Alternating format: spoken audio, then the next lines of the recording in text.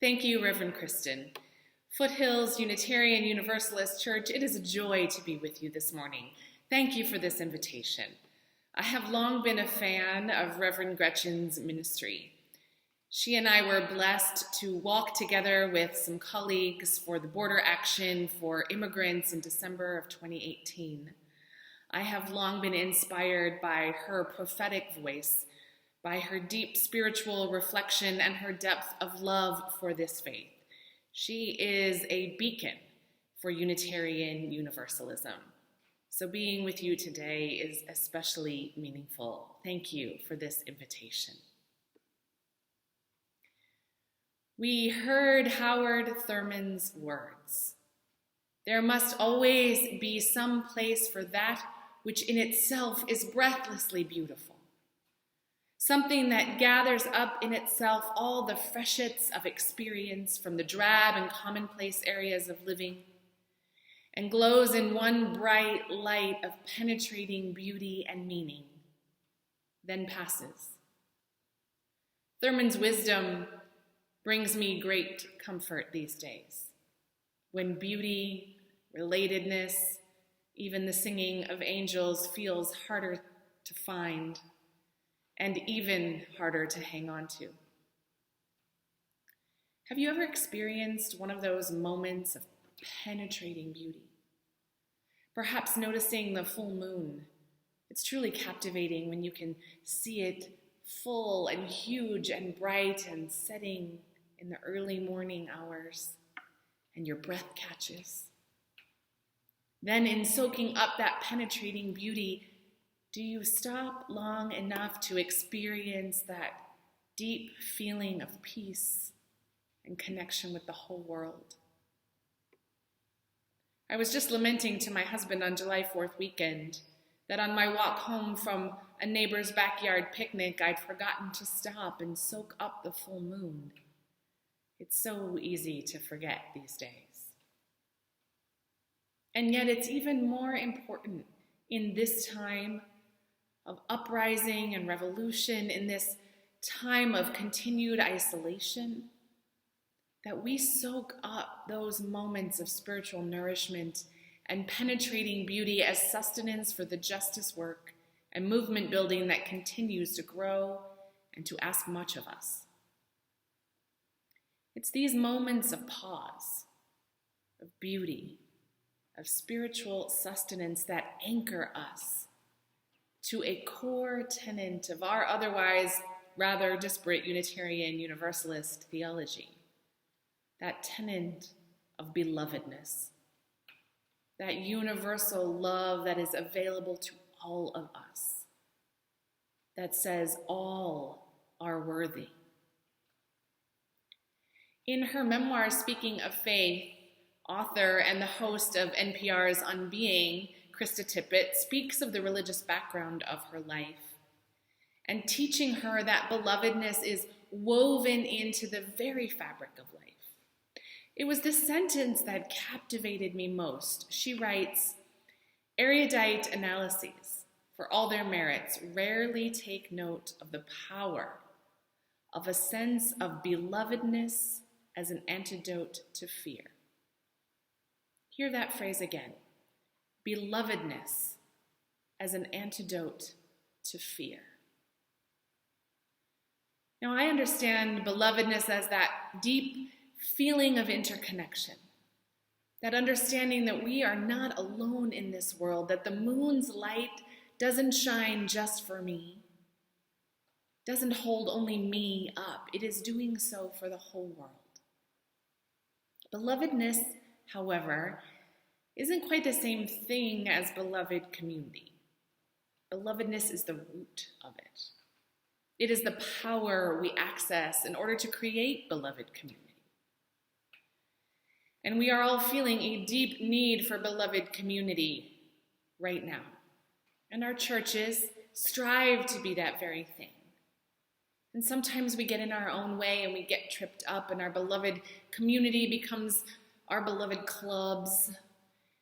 And sometimes those communities become cliquish. And though we preach the gospel of inclusion, we don't always walk the talk. I think sometimes it's because we hold on to a lot of fear. Fear of change, fear of the unknown, even a fear of difference, a fear of loss to the memory of what we hold dear, perhaps even a fear of our own power, and an underlying fear that we are not worthy of belovedness for ourselves.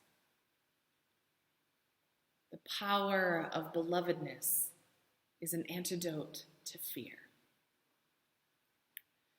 I spent 17 years in Los Angeles and became an avid follower of Father Greg Boyle, one of the most amazing contemporary practitioners of belovedness.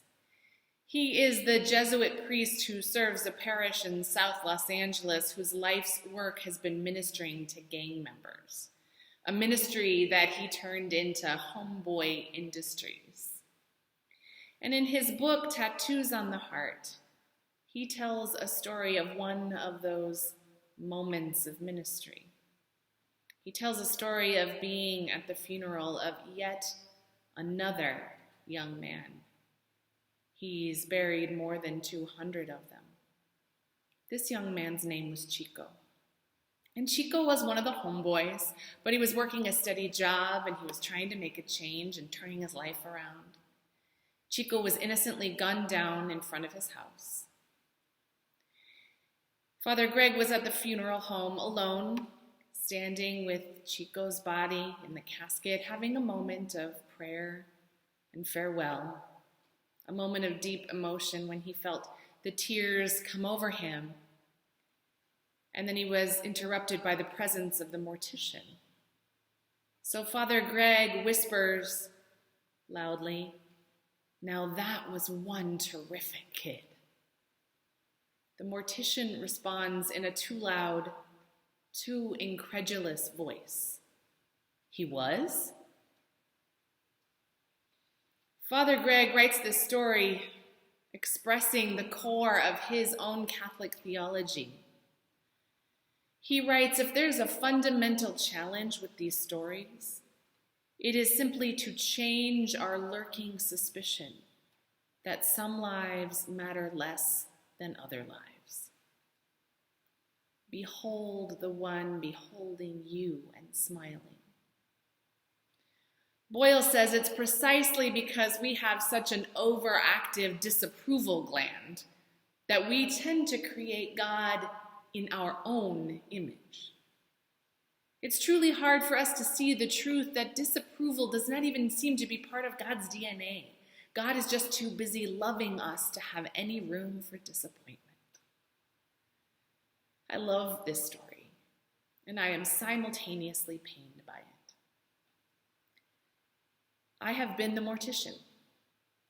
I have stood in judgment of another person's worthiness based on just one small part of their story. I have succumbed to cultural norms and stereotypes that tell me a young Hispanic man in South Los Angeles equals gangbanger, equals criminal, equals unworthy. I have allowed my overactive disapproval gland to run amok at times, to harden my heart, and to keep me separate from the bounty of belovedness. And today, we certainly witness an out-of-control disapproval gland in our culture. Not just in the obvious spaces of racism and oppression and hyper-individualism or the right to my own personal freedoms, but we still witness it even among our white, liberal communities, decrying certain tactics and language. Here in Boise, I watch it take root in our largely Democratic city council. We like to call ourselves a blue island in a red state. And as many of us push for conversations about defunding the police, our public figures here in Boise say things like, I wish we'd use different words. Defund the police is so divisive. We have to get it right, and it takes time. And we're not hearing the stories despite days and days of protests on the street, when the stories are everywhere, except perhaps in their inbox. So I keep that metaphor of the overactive disapproval gland on the forefront of my mind to remind me that I can turn it off when it activates. And instead, I can choose to cultivate my ability to be more like Father Greg's description of God, too busy loving others to have any time for disappointment. And yet, there is always a lurking fear for all of us, I'm sure. Fear so easily creeps into our being, and there is certainly much of it in this world. And there are many things that legitimately cause fear. But the thing about belovedness is that it doesn't supplant the fear. Remember, it is a power. It is the power that allows us to walk into the fear, to show up in spite of the fear.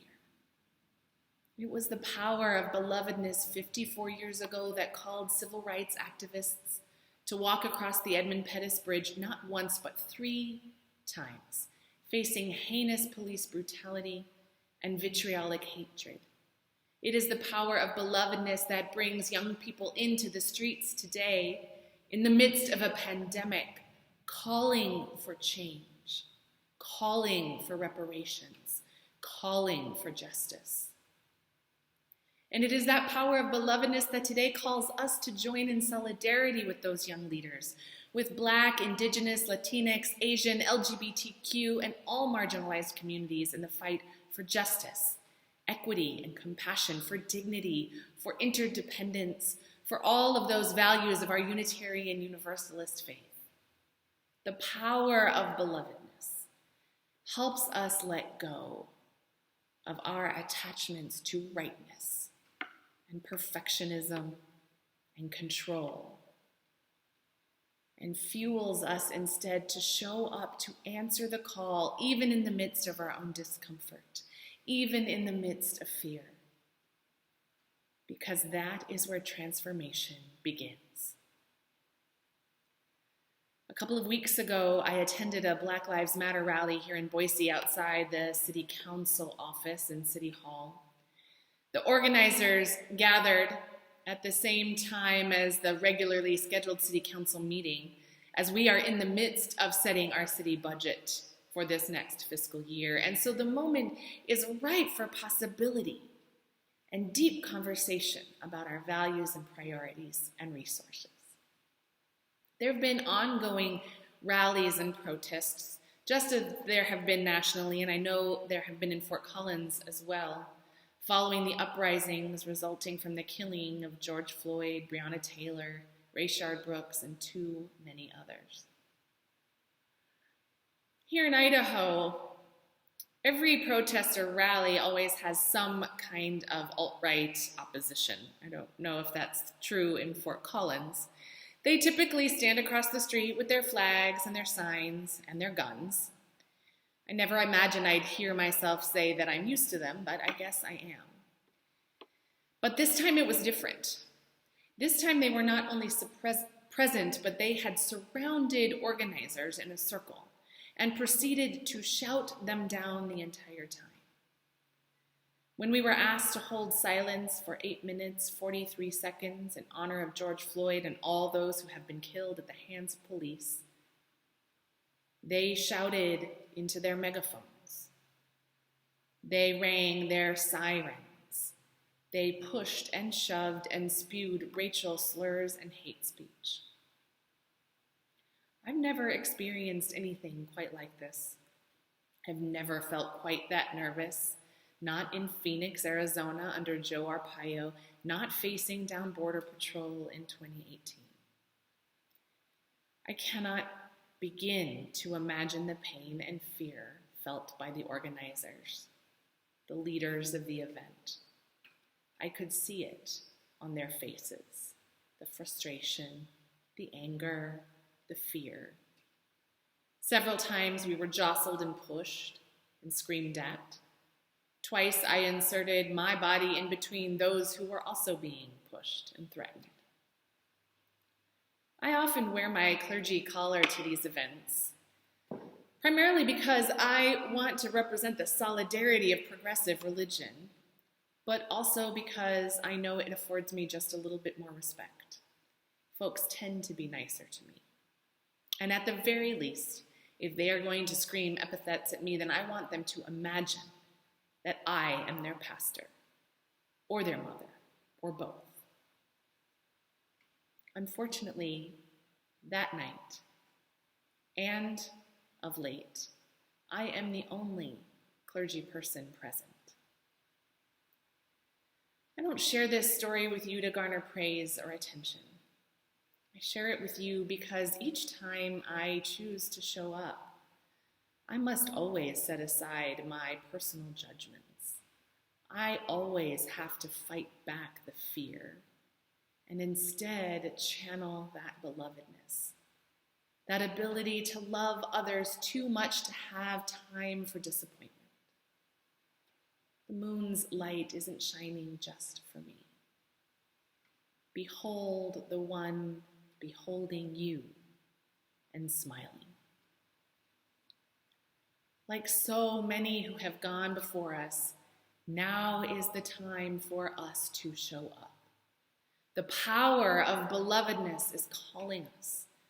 The power that fuels the vision of a world where we commit ourselves to our shared humanity and collective thriving.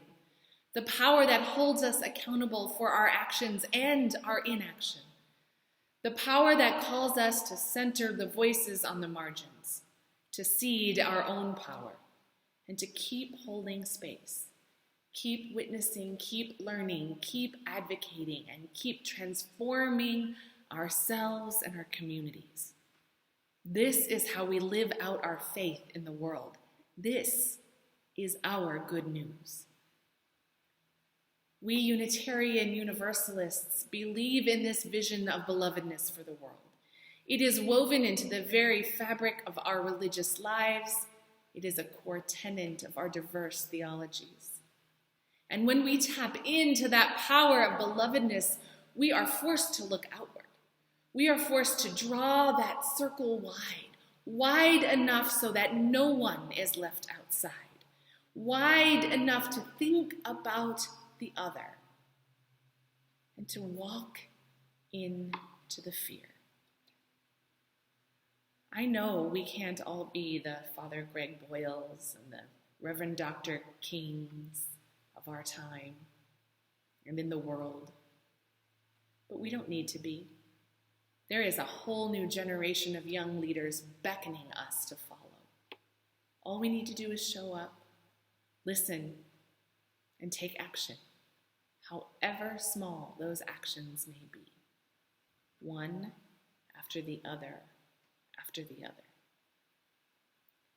Remember this line from the hymn, Love Will Guide Us. If you cannot sing like angels, if you cannot speak before thousands, you can give from deep within you. You can change the world with your love. Belovedness is the power we possess to keep changing the world. May it be so.